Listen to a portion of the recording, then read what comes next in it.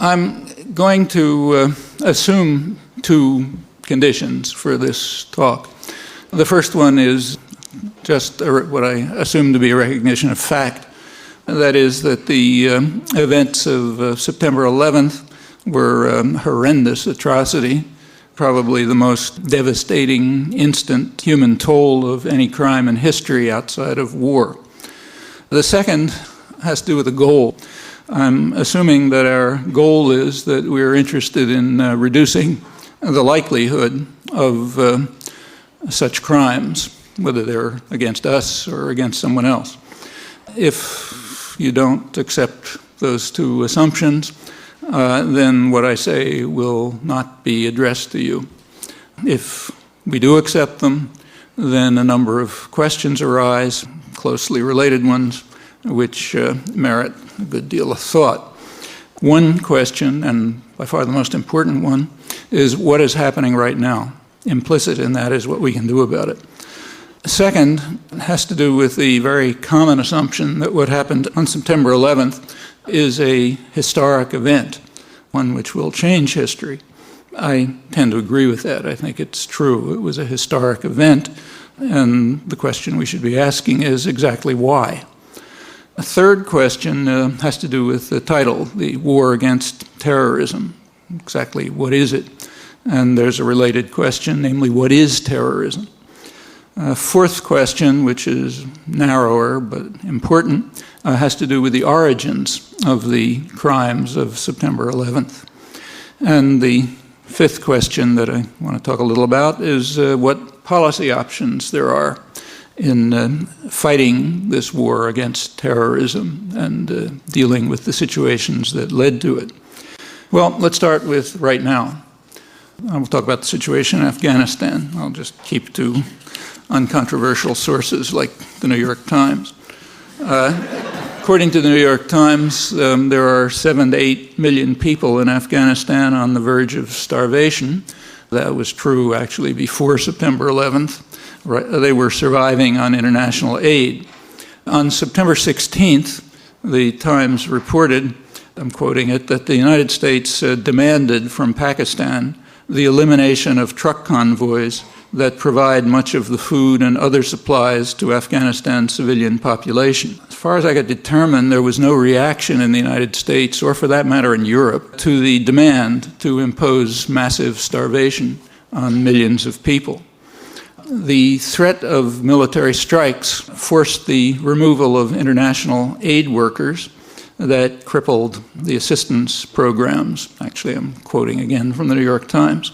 Refugees reaching Pakistan after arduous journeys from Afghanistan are describing scenes of desperation and fear at home as the threat of American-led military attacks turns their long-running misery into a potential catastrophe. The country was on a lifeline, and we just cut the line, quoting an evacuated aid worker in the New York Times Magazine. The World Food Program, the UN program, were able to resume after 3 weeks. In early October, they began to resume at a lower level, resume food shipment. They don't have international aid workers within, so the distribution system's hampered. That was suspended as soon as the bombing began.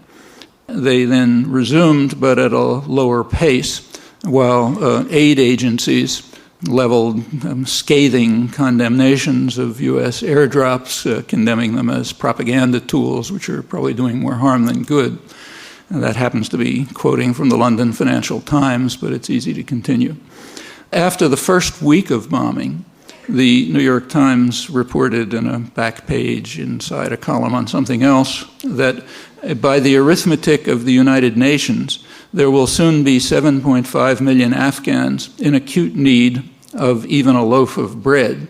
And there are only a few weeks left before the harsh winter will make deliveries to many areas totally impossible. Continuing to quote, but with bombs falling, the delivery rate is down to 1/2 of what is needed. Casual comment, which tells us that Western civilization is anticipating the slaughter of, well, do the arithmetic, 3 to 4 million people, something like that. On the same day, the leader of Western civilization dismissed with contempt, once again, offers of negotiation for delivery of the alleged target, Osama bin Laden, and a request for some evidence to substantiate the demand for total capitulation was dismissed. On the same day, the special rapporteur of the United Nations in charge of food pleaded with the United States to stop the bombing to try to save millions of victims. As far as I'm aware, that was unreported. The major aid agencies, Oxfam and other Christian Aid and others, joined in that plea. Didn't find a report in the New York Times. There was a line in the Boston Globe hidden in a story about another topic, Kashmir. I could easily go on. But all of that, first of all, indicates to us what's happening. It looks like what's happening is some kind of silent genocide. It also gives a good deal of insight into the elite culture, the culture that we're part of. It indicates that what will happen, we don't know, but plans are being made and programs implemented on the assumption that they may lead to the death of several million people in the next couple of weeks. Very casually, with no comment, no particular thought about it. That's just kind of normal here. And in a good part of Europe, not in the rest of the world. In fact, not even in much of Europe. So if you read the Irish press or the press in Scotland, say, that close, reactions are very different. That's what's happening now. What's happening now is very much under our control. We can do a lot to affect what's happening. And that's roughly it. Let's turn to the slightly more abstract questions, forgetting for the moment that we're in the midst of apparently trying to murder 3 or 4 million people. Not Taliban, of course, they're victims. Let's turn to the question of the historic event that took place in September 11th. And as I said, I think that's correct. It was a historic event. Not, unfortunately, because of its scale. Unpleasant to think about, but in terms of the scale, it's not that unusual. I did say it's probably the worst instant human toll of any crime, and that may be true. But there are terrorist crimes with effects a bit more drawn out that are much more extreme, unfortunately. Nevertheless, it's a historic event because there was a change. The change was the direction in which the guns were pointing. That's new, radically new. So it takes a U.S. history. The last time that the national territory of the United States was under attack, or for that matter, even threatened, was when the British burned down Washington in 1814. It was common to bring up Pearl Harbor, but that's not a good analogy. The Japanese bombed military bases in 2 U.S. colonies, not the national territory. Colonies which had been taken from their inhabitants in not a very pretty way. This is the national territory that's been attacked on a large scale. You can find a few fringe examples, but this is unique. During these close to 200 years, the United States expelled or mostly exterminated the indigenous population, it's many million people, conquered half of Mexico, carried out depredations all over the region, Central America, and sometimes beyond, conquered Hawaii and the Philippines, killing several 100,000 Filipinos in the process. Since the Second World War, it's extended its reach around the world in ways I don't have to describe, but it was always killing someone else. The fighting was somewhere else. It was others who were getting slaughtered, not here, not the national territory. In the case of Europe, the change is even more dramatic because its history is even more horrendous than ours. We are an offshoot of Europe, basically. For hundreds of years, Europe has been casually slaughtering people all over the world. That's how they conquered the world, not by handing out candy to babies. During this period, Europe did suffer murderous wars. But that was European killers murdering one another. The main sport of Europe for hundreds of years was slaughtering one another. The only reason it came to an end in 1945 had nothing to do with democracies not making war on each other and other fashionable notions. It had to do with the fact that everyone understood that the next time they play the game, it's going to be the end for the world. because the Europeans, including us, had developed such massive weapons of destruction that game just has to be over. And it goes back hundreds of years. I mean, in the 17th century, about probably 40% of the population of Germany was wiped out in one war. But during this whole bloody, murderous period, it was Europeans slaughtering each other and Europeans slaughtering people elsewhere. The Congo didn't attack Belgium. India didn't attack England. Algeria didn't attack France. It's uniform. There are, again, small exceptions, but pretty small in scale, certainly invisible on the scale of what Europe and us were doing to the rest of the world. This is the first change, the first time that the guns have been pointed the other way. In my opinion, that's probably why you see such different reactions on the two sides of the Irish Sea, which I've noticed, incidentally, in many interviews on both sides. The world looks very different depending whether you're holding the lash or whether you're being whipped by it for hundreds of years. Very different. So I think the shock and surprise in Europe and its offshoots, like here, is very understandable. It is a historic event, but regrettably not in scale, in something else. And a reason why most of the rest of the world looks at it quite differently. Not that lacking sympathy for the victims of the atrocity or being horrified by them, that's almost uniform, but viewing it from a different perspective, something we might want to understand. Well, let's go to the third question. What is the war against terrorism? And side question, what's terrorism? The war against terrorism has been described in high places as a struggle against a plague, a cancer, which is spread by barbarians, by depraved opponents of civilization itself. That's a feeling that I share. The words I'm quoting, however, happen to be from 20 years ago. That's President Reagan and his Secretary of State. The Reagan administration came into office 20 years ago, declaring that the war against international terrorism would be the core of our foreign policy, describing it in terms of the kind I just mentioned and others. It was the core of our foreign policy. The Reagan administration responded to this plague spread by depraved opponents of civilization itself by creating an extraordinary international terrorist network, totally unprecedented in scale, which carried out massive atrocities all over the world, partly nearby, but not only there. I won't run through the record. You're all educated people, so I'm sure you learned about it in high school. But I'll just mention one case which is totally uncontroversial, so we don't have to argue about it. By no means the most extreme, but uncontroversial. It's uncontroversial because of the judgments of the highest international authorities, the International Court of Justice, the World Court, and the UN Security Council. So this one is uncontroversial, at least among people who have some minimal concern for international law, human rights, justice, and other things like that. And now I'll leave you an exercise. You can estimate the size of that category by simply asking how often this uncontroversial case has been mentioned in the commentary of the last month. And it's a particularly relevant one, not only because it's uncontroversial, but because it does offer a precedent as to how a law-abiding state did respond, in fact, to a case of international terrorism, which is uncontroversial, and was even more extreme than the events of September 11th. I'm talking about the Reagan-U.S. war against Nicaragua, which left tens of thousands of people dead, the country ruined, perhaps beyond recovery.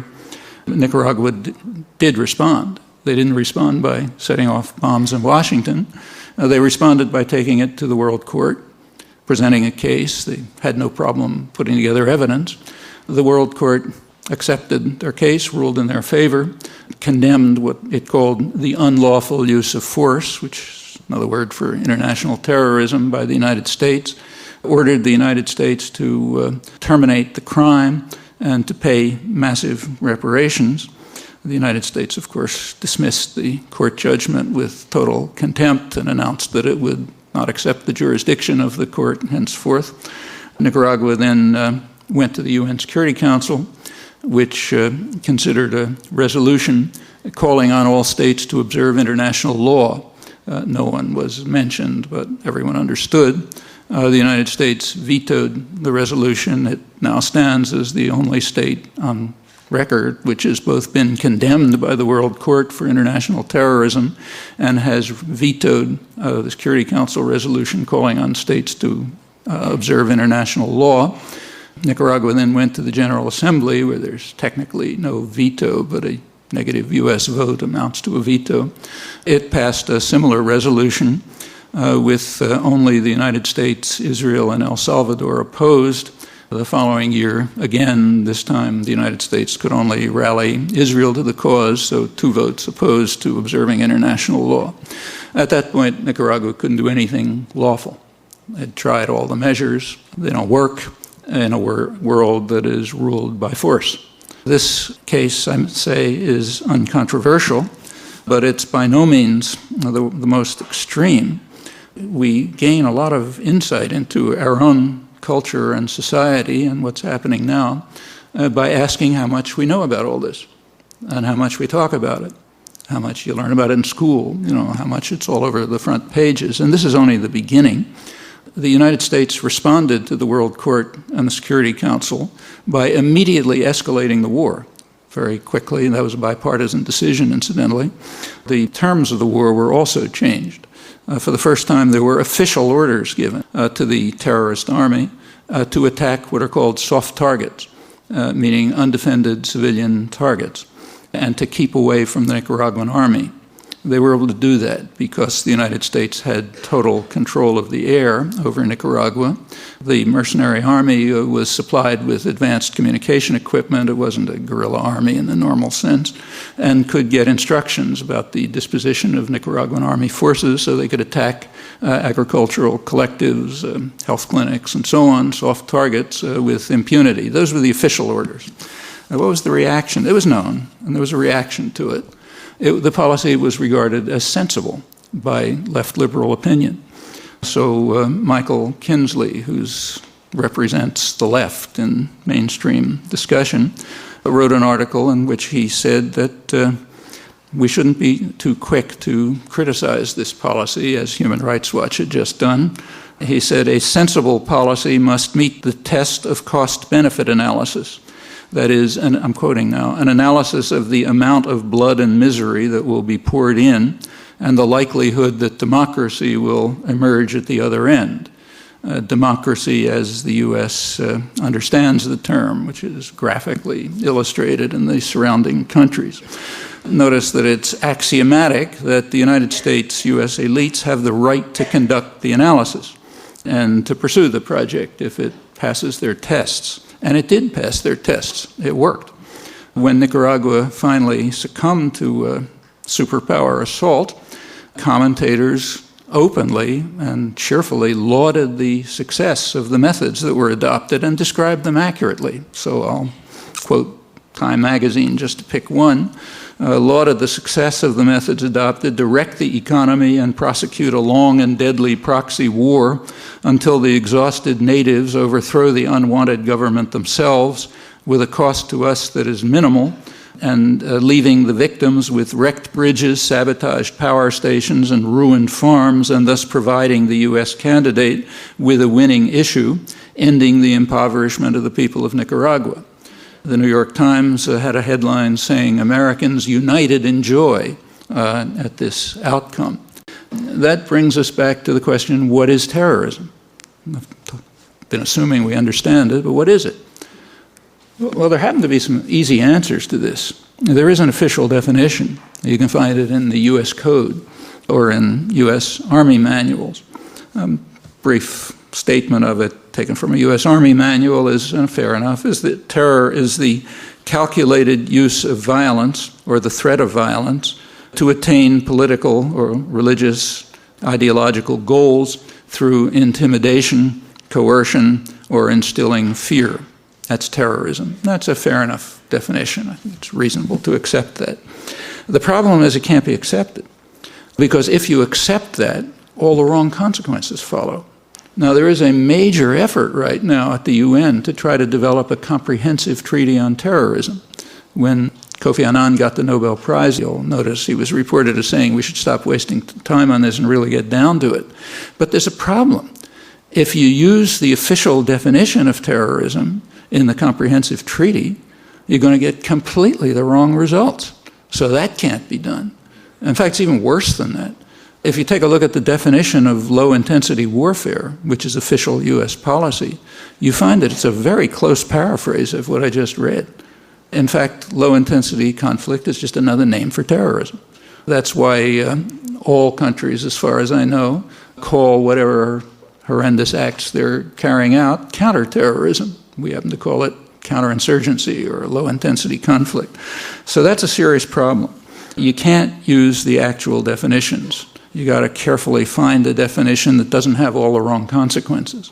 There are some other problems. Some of them came up in December 1987 at the peak of the first war on terrorism. That's when furor over the plague was peaking. And the United Nations General Assembly passed a very strong resolution against terrorism, condemning the plague in the strongest terms, calling on every state to fight against it in every possible way. It passed unanimously. One country, Honduras, abstained. 2 votes against, the usual 2, United States and Israel. Why should the United States and Israel vote against a major resolution condemning terrorism in the strongest terms? In fact, pretty much the terms that the Reagan administration was using. Well, there's a reason. There was one paragraph in that long resolution which said that nothing in this resolution infringes on the rights of people struggling against racist and colonialist regimes or foreign military occupation to continue their resistance with the assistance of others, other states outside, in their just cause. Well, the United States and Israel can't accept that. The main reason that they couldn't at the time was because of South Africa. South Africa was officially called an ally. There was a terrorist force in South Africa. It was called the African National Congress. They were a terrorist force officially. South Africa, in contrast, was an ally, and we certainly couldn't support actions by a terrorist group struggling against a racist regime. That would be impossible. And of course, there's another one, namely the Israeli-occupied territories, and now going into its 35th year, supported primarily by the United States, been blocking a diplomatic settlement for 30 years now, it still is, and you can't have that. There was another one at the time. Israel was occupying southern Lebanon and was being combated by what the U.S. calls a terrorist force, Hezbollah, which in fact succeeded in driving Israel out of Lebanon. And you can't allow anyone to struggle against a military occupation when it's one that we support. So therefore, the U.S. and Israel had to vote against the major UN resolution on terrorism. And I mentioned before that a U.S. vote against is essentially a veto, which is only half the story. It also vetoes it from history. So none of this was ever reported, and none of it appears in the annals of terrorism. You look at the scholarly work on terrorism and so on, nothing that I've just mentioned appears. The reason is it's got the wrong people holding the guns. You have to carefully hone the definitions and the scholarship and so on so that you come out with the right conclusions. Otherwise, it's not respectable scholarship and honorable journalism. These are some of the problems that are hampering the effort to develop a comprehensive treaty against terrorism. Maybe we should have an academic conference or something to try to see if you can figure out a way of defining terrorism so that it comes out with just the right answers, not the wrong answers. That won't be easy. Well, let's drop that and turn to the fourth question, a narrow one. What are the origins of the September 11th crimes? Here we make a distinction between 2 categories, which shouldn't be run together. One is the actual agents of the crime. The other is a kind of a reservoir of at least sympathy, sometimes support, that they appeal to even among people who very much oppose the criminals and the actions. And those are 2 different things. Well, with regard to the perpetrators, in a certain sense, we're not really clear. The United States either is unable or unwilling to provide any evidence, any meaningful evidence. There was a sort of a play when Tony Blair was set up to try to present it. I don't exactly know what the purpose of this was, maybe so that the U.S. could look as though it's holding back on some secret evidence that it can't reveal, or that Tony Blair could strike proper Churchillian poses or something or other. Whatever the PR reasons were, he gave a presentation which was, in serious circles, considered so absurd that it was barely even mentioned. So the Wall Street Journal, for example, one of the more serious papers, had a small story on page 12, I think, in which they pointed out that there isn't much evidence, and then they quoted some high U.S. official as saying it doesn't even matter whether there's any evidence because we're going to do it anyway. So why bother with the evidence? The more ideological press, like the New York Times and others, they had big front page headlines. But the Wall Street Journal reaction was reasonable, and if you look at the evidence, so-called evidence, you can see why. But let's assume it's true. It was astonishing to me how weak the evidence was. I mean, I sort of thought you could do better than that without any intelligence service. In fact, remember, this was after weeks of the most intensive investigation in history of all the intelligence services of the Western world working overtime trying to put something together. And it was a prima facie, it was a very strong case, even before you had anything. And it ended up about where it started, with a prima facie case. So let's assume it's true. So let's assume that the actual perpetrators come from the radical Islamic, here called fundamentalist, networks, of which the bin Laden network is undoubtedly a significant part. Whether they were involved or not, nobody knows. It doesn't really matter much. That's the background, those networks. Well, where do they come from? Well, we know all about that. Nobody knows about that better than the CIA because it helped organize them. And it nurtured them for a long time. They were brought together in the 1980s, actually, by the CIA and its associates elsewhere. Pakistan, Britain, France, Saudi Arabia, Egypt. China was involved. They may have even been involved a little bit earlier, maybe by 1978. The idea was to try to harass the Russians, the common enemy. According to President Carter's national security advisor, Zbigniew Brzezinski, the U.S. got involved in mid-1979. You remember, just to put the dates right, that Russia invaded Afghanistan in December 1979. Okay. According to Brzezinski, the U.S. support for the Mujahideen fighting against the government began in 6 months earlier, and he's very proud of that. He says we drew the Russians into, in his words, an Afghan trap by supporting the Mujahideen, getting them to invade, getting into the trap. Then we could develop this terrific mercenary army, not a small one, maybe 100,000 men or so, bringing together the best killers they could find, who were radical Islamist fanatics from around North Africa, Saudi Arabia, anywhere they can find them. They're often called the Afghanis, but many of them, like bin Laden, were not Afghans. They were brought by the CIA and its friends elsewhere. Whether Brzezinski is telling the truth or not, I don't know. He may have been bragging. He's apparently very proud of it, knowing the consequences, incidentally. But maybe it's true. We'll know someday if the documents are ever released. Anyway, that's his perception. By January 1980, it's not even in doubt. The U.S. was organizing the Afghanis and this massive military force to try to cause the Russians maximal trouble. It was a legitimate thing for the Afghans to fight the Russian invasion, but the U.S. intervention was not helping the Afghans. In fact, it helped destroy the country and much more. It did force the Russians to withdraw, finally, although many analysts believe it probably delayed their withdrawal because they were trying to get out already. Anyway, whatever, they did withdraw. Meanwhile, the terrorist forces that the CIA was organizing, arming, and training, were pursuing their own agenda right away. It was no secret. One of their first acts was in 1981 when they assassinated the president of Egypt, who was one of the most enthusiastic of their creators. In 1983, one suicide bomber, who may or may not have been connected, it's pretty shadowy, nobody knows, but one suicide bomber drove the U.S. Army military out of Lebanon.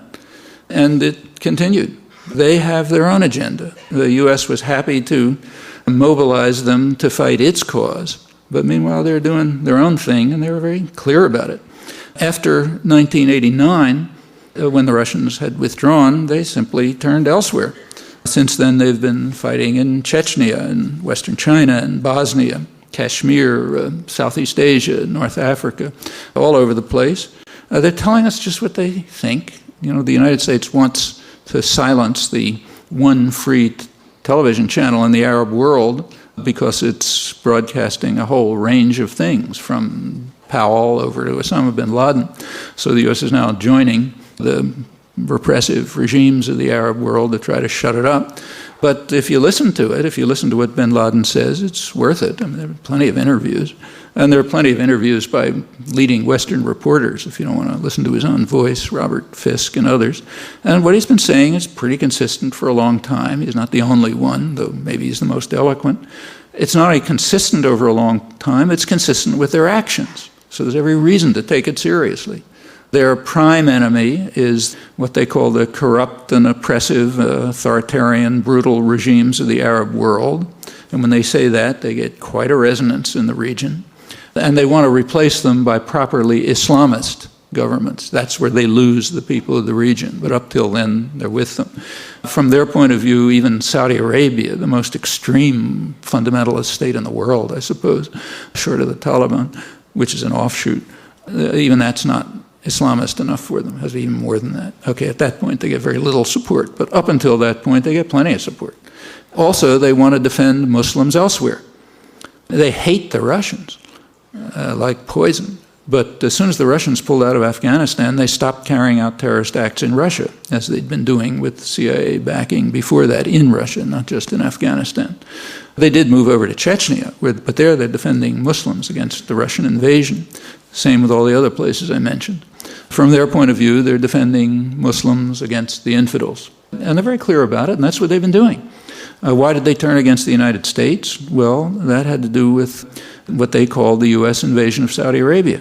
In 1990, the U.S. established permanent military bases in Saudi Arabia, which, from their point of view, is comparable to the Russian invasion of Afghanistan, except that Saudi Arabia is way more important. That's the home of the holiest sites of Islam. And that's when their activities turned against the United States. Recall that in 1993, they tried to blow up the World Trade Center. Got part of the way, but not the whole way, and that was only part of it. The plans were to blow up the UN building, the Holland and Lincoln tunnels, the FBI building. I think there were others on the list. Well, they sort of got part way, but not all the way. The person who was jailed for that, finally, among the people who was jailed, was an Egyptian cleric who had been brought into the United States over the objections of the Immigration Service, thanks to the intervention of the CIA, which wanted to help out their friend. A couple of years later, he was blowing up the World Trade Center. And this has been going on all over. I'm not going to run through the list, but if you want to understand it, it's consistent. It's a consistent picture. It's described in words. It's revealed in practice for 20 years. No reason not to take it seriously. That's the first category, the likely perpetrators. What about the reservoir of support? Well, it's not hard to find out what that is. One of the good things that's happened since September 11th is that some of the press and some discussion has begun to open up to some of these things. The best one, to my knowledge, is the Wall Street Journal, which right away began to run, within a couple of days, serious reports, searching serious reports on the reasons why people of the region, even if they hate bin Laden and despise everything he's doing, nevertheless support him in many ways and even regard him as the conscience of Islam, as one said. Now, the Wall Street Journal and others they're not surveying public opinion. They're surveying the opinion of their friends, bankers, professionals, international lawyers, businessmen tied to the United States, people who they interview in McDonald's restaurants, which is an elegant restaurant. They're wearing fancy American clothes. That's the people they're interviewing, because they want to find out what their attitudes are. And their attitudes are very explicit and very clear, and in many ways consonant with the message of bin Laden and others. They are very angry at the United States because of its support of authoritarian and brutal regimes It's intervention to block any move towards democracy. It's intervention to stop economic development. It's policies of devastating the civilian society of Iraq while strengthening Saddam Hussein. And they remember, even if we prefer not to, that the United States and Britain supported Saddam Hussein right through his worst atrocities, including the gassing of the Kurds. Bin Laden brings that up constantly, and they know it, even if we don't want to. And of course, their support for the Israeli military occupation, which is harsh and brutal. It's now in its 35th year. The U.S. has been providing the overwhelming economic, military, and diplomatic support for it, and still does. And they know that, and they don't like it, especially when that's paired with U.S. policy toward Iraq, toward the Iraqi civilian society, which is getting destroyed. Okay, those are the reasons, roughly. And when bin Laden gives those reasons, yeah, people recognize it and support it. Now, that's not the way people here like to think about it, at least educated liberal opinion. They like the following line, which has been all over the press, mostly from left liberals, incidentally. I haven't done a real study, but I think right-wing opinion has generally been more honest. But if you look at, say, at the New York Times, the first op-ed they ran by Ronald Steele, a serious left liberal intellectual, he asked, why do they hate us? This is the same day, I think, that the Wall Street Journal was running the survey on why they hate us. So he says, they hate us because we champion a new world order of capitalism, individualism, secularism, and democracy that should be the norm everywhere. That's why they hate us. Same day, the Wall Street Journal is surveying the opinions of bankers, professionals, international lawyers, and saying, look, we hate you because you're blocking democracy, you're preventing economic development, you're supporting brutal regimes, terrorist regimes, and you're doing these horrible things in the region. A couple of days later, Anthony Lewis, way out on the left, explained that the terrorists seek only apocalyptic nihilism, and nothing we do matters. The only consequence of our actions, he says, that could be harmful is that it makes it harder for Arabs to join in the coalition's anti-terrorism effort. But beyond that, everything we do is irrelevant. Well, that's got the advantage of being sort of comforting, makes you feel good about yourself and how wonderful you are. It enables us to evade the consequences of our actions. It has a couple of defects. One is it's totally at variance with everything we know. And another defect is it's a perfect way to ensure that you escalate the cycle of violence. If you want to live with your head buried in the sand and pretend they hate us because they're opposed to globalization, that's why they killed Sadat 20 years ago and fought the Russians and tried to blow up the World Trade Center in 1993. And these are all people who are in the midst of what the corporate globalization. But if you want to believe that, yeah, it's comforting. And it's a great way to make sure that violence escalates. That's tribal violence.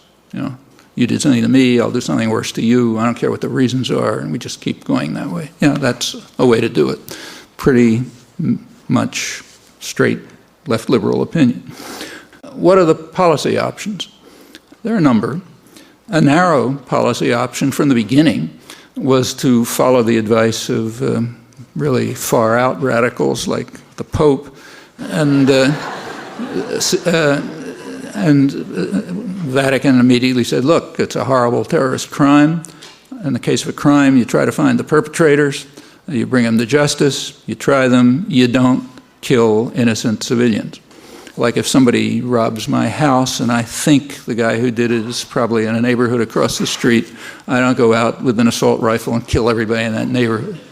That's not the way you deal with a crime, whether it's a small crime like this one or a really massive one like the U.S. terrorist war against Nicaragua and even worse ones and others in between. And there are plenty of precedents for that. In fact, I mentioned a precedent, Nicaragua, a law-abiding state, which is presumably why we had to destroy it, which followed the right principles. Now, of course, it didn't get anywhere because it was running up against a power that wouldn't allow lawful procedures to be followed. But if the United States tried to pursue them, nobody would stop it. In fact, everyone would applaud. And there are plenty of other precedents. When the IRA set off bombs in London, which was a pretty serious business, apart from the fact that it was unfeasible, let's put that aside, one possible response would have been to destroy Boston. which is the source of most of the financing. And of course, to wipe out West Belfast. Well, quite apart from feasibility, there would have been criminal idiocy. The way to deal with it was pretty much what they did. Find the perpetrators, bring them to trial, and look for the reasons. Because these things don't come out of nowhere. They come out of something. And whether it's a crime in the streets or a monstrous terrorist crime or anything else, there's reasons. And usually if you look at the reasons, some of them are legitimate and ought to be addressed. Independently of the crime, they ought to be addressed because they're legitimate. And that's the way you deal with it. It's many such examples. But there are problems with that. One problem is that the United States does not recognize the jurisdiction of international institutions, so it can't go to them. It has rejected the jurisdiction of the World Court. It's refused to ratify the International Criminal Court. It's powerful enough to set up a new court if it wants, so that wouldn't stop anything. But there's a problem with any kind of a court, namely you need evidence. You go to any kind of court, you're going to need some kind of evidence, not Tony Blair talking on television. And that's very hard. It may be impossible to find. It could be that the people who did it killed themselves. Nobody knows this better than the CIA. These are decentralized, non-hierarchic networks. They follow a principle that's called leaderless resistance. That's the principle that's been developed by the Christian right terrorists in the United States. It's called leaderless resistance. You have small groups that do things, they don't talk to anybody else. There's a kind of a general background of assumptions, and then you do it. Actually, people in the anti-war movement are very familiar with this. We just call it affinity groups. If you assume correctly that whatever your group you're in is being penetrated by the FBI, when something serious is happening, you don't do it in a meeting. You do it with some people you know and trust, an affinity group. And then it doesn't get penetrated. That's one of the reasons why the FBI has never been able to figure out what's going on in any of the popular movements. And other intelligence agencies are the same. They can't, That's leaderless resistance, or affinity groups and decentralized networks are extremely hard to penetrate. And it's quite possible that they just don't know. When Osama bin Laden claims he wasn't involved, that's entirely possible. In fact, it's pretty hard to imagine how a guy in a cave in Afghanistan who doesn't even have a radio or a telephone could have planned a highly sophisticated operation like that. Chances are it's part of the background, like other leaderless resistance terrorist groups, which means it's going to be extremely hard to find evidence. The U.S. doesn't want to present evidence because it wants to be able to do it, to act without evidence. That's a crucial part of the reaction. You'll notice that the U.S. did not ask for Security Council authorization, which they probably could have gotten this time, not for pretty reasons, but because the other permanent members of the Security Council are also terrorist states. They are happy to join a coalition against what they call terror, namely in support of their own terror. Like Russia wasn't going to veto it, they love it. So the U.S. probably could have gotten Security Council authorization, but it didn't want it. And it didn't want it because it follows a long-standing principle, which is not George Bush. It was explicit in the Clinton administration, articulated, and goes back much further. And that is that we have the right to act unilaterally. We don't want international authorization because we act unilaterally. And therefore, we don't want it. We don't care about evidence. We don't care about negotiation. We don't care about treaties. We're the strongest guy around, toughest thug on the block. We do what we want. Authorization is a bad thing, and therefore must be avoided. There's even a name for it in the technical literature. It's called establishing credibility. You have to establish credibility. That's an important factor in many policies. It was the official reason given for the war in the Balkans, and the most plausible reason. You want to know what credibility means? Ask your favorite mafia don. I'll explain to you what credibility means. And it's the same in international affairs, except, it's talked about in universities. You do it with big words and that sort of thing. But it's basically the same principle. And it makes sense, and it usually works. The main historian who's written about this for the last several hundred years is Charles Tilly. He has a book called Coercion and Violence, and he points out that violence has been the leading principle of Europe for hundreds of years, and the reason is because it works. It's very reasonable. It almost always works when you have an overwhelming predominance of violence and a culture of violence behind it. So therefore it makes sense to follow it. Well, those are all problems in pursuing lawful paths. And if you did try to follow them, you'd really open some very dangerous doors. Like the U.S. is demanding that the Taliban hand over Osama bin Laden. And they're responding in a way which is regarded as totally absurd and outlandish in the West. Namely, they're saying, okay, but first give us some evidence. In the West, that's considered ludicrous. It's a sign of their criminality. How can they ask for evidence? I mean, if somebody asked us to hand someone over, we'd do it tomorrow. We wouldn't ask for any evidence. In fact, it's easy to prove that. We don't have to make up cases. So, for example, for the last several years, Haiti has been requesting the United States to extradite Emmanuel Constant, who's a major killer. He was one of the leading figures in the slaughter of maybe 4,000 or 5,000 people in the years in the mid-90s under the military junta, which incidentally was being not so tacitly supported by the Bush and the Clinton administrations, contrary to illusions. Anyway, he's a leading killer. They got plenty of evidence, no problem about evidence. He's already been brought to trial and sentenced in Haiti, and they're asking the United States to turn him over. Well, I mean, do your own research. See how much discussion there's been of that. Actually, Haiti renewed the request. It wasn't even mentioned. Why should we turn over a convicted killer who was largely responsible for killing 4,000 or 5,000 people a couple of years ago? In fact, if we do turn him over, who knows what he'll say?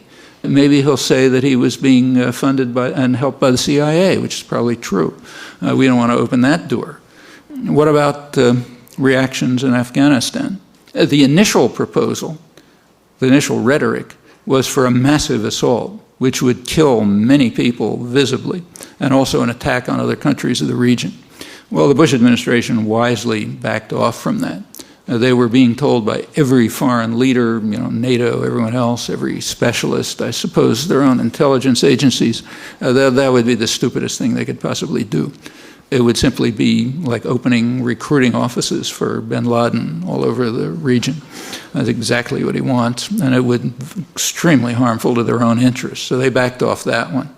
They're turning to what I described earlier, which is a kind of silent genocide. Well, I already said what I think about it. And I don't think anything has to be said. You can figure it out if you do the arithmetic. A sensible proposal, which is kind of on the verge of being considered, but it's been sensible all along, and is being called for by expatriate Afghans and allegedly tribal leaders internally, is for a UN initiative, which would keep the Russians and the Americans out of it totally. I mean, these are the two countries that have practically wiped the country out in the last 20 years. They should be out of it. They should provide massive reparations, but that's their only role. A UN initiative to bring together elements within Afghanistan that would try to construct something from the wreckage. It's conceivable that that could work with plenty of support and no interference. If the U.S. insists on running it, you might as well quit. We have a historical record on that one. You'll notice that the name of this operation, remember at first it was going to be a crusade, but they backed off that because PR agents told them that wouldn't work. And then it was going to be infinite justice, but the PR agents said, wait a minute, you're sounding like you're divinity, so that wouldn't work. And then it was changed to enduring freedom. We know what that means, but nobody has yet pointed out, fortunately, that there's an ambiguity there. To endure means to suffer, and there are plenty of other people around the world who have endured what we call freedom. Again, fortunately, we have a very well-behaved, educated class, so nobody has yet pointed out this ambiguity. But if it's done, there'll be another problem to deal with. But if we can back off enough so that some more or less independent agency, maybe the UN, maybe credible NGOs, can take the lead in trying to reconstruct something from the wreckage with plenty of assistance, and we owe it to them, then maybe something would come out. Beyond that, there are other problems. We certainly want to reduce the level of terror, certainly not escalate it. There's one easy way to do that, and therefore it's never discussed, namely stop participating in it. That would automatically reduce the level of terror enormously. But that you can't discuss. Well, we ought to make it possible to discuss it. So that's one easy way to reduce the level of terror. Beyond that, we should rethink the kinds of policies, and Afghanistan's not the only one, in which we organize and train terrorist armies. That has effects. We're seeing some of the effects now. September 11th is one. Rethink it. Rethink the policies that are creating a reservoir of support. Exactly what the bankers and lawyers and so on are saying in places like Saudi Arabia, and on the streets it's much more bitter, as you can imagine. That's possible. Those policies aren't graven in stone. And furthermore, there are opportunities. It's hard to find many rays of light in the last couple of weeks, but one of them is that there is an increased openness. Lots of issues are open for discussion, even in elite circles, certainly among the general public, that were not a couple of weeks ago. That's dramatically the case. I mean, if a newspaper like, say, USA Today can run a very good article, serious article on life in the Gaza Strip, there's been a change. The things I mentioned in the Wall Street Journal, that's change. And among the general public, I think there's much more openness and willingness to think about things that were under the rug and so on. These are opportunities, and they should be used, at least by people who accept the goal of trying to reduce the level of violence and terror, including potential threats that are extremely severe, could make even September 11th pale into insignificance. Thanks.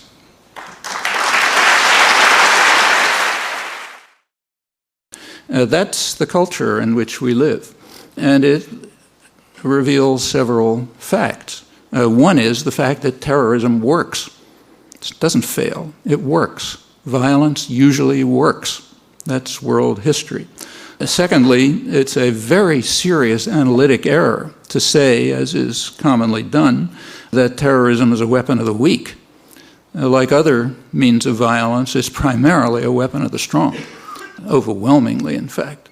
It is held to be a weapon of the weak because the strong also control the doctrinal systems, and their terror doesn't count as terror.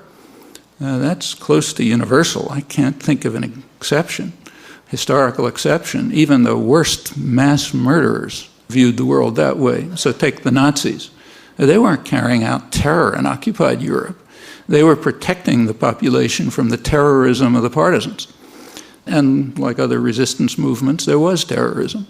The Nazis were carrying out counterterror. Furthermore, the United States essentially agreed with that. After the war, the U.S. Army did extensive studies of Nazi counter-terror operations in Europe. First, I should say that the U.S. picked them up and began carrying them out itself, often against the same targets, the former resistance. But the military also studied the Nazi methods, published interesting studies, sometimes critical of them because they were inefficiently carried out. So it was a critical analysis of, they didn't do this right, didn't do that right. But those methods, with the advice of Wehrmacht officers who were brought over here, became the manuals of counterinsurgency, of counterterror, of low-intensity conflict, as it's called, and are the manuals and are the procedures that are being used. So it's not just that the Nazis did it, it's that it was regarded as the right thing to do by the leaders of Western civilization, that is us, who then proceeded to do it themselves. Terrorism is not the weapon of the weak. It is the weapon of those who are against us, whoever us happens to be. And if you can find a historical exception to that, I'd be interested in seeing it.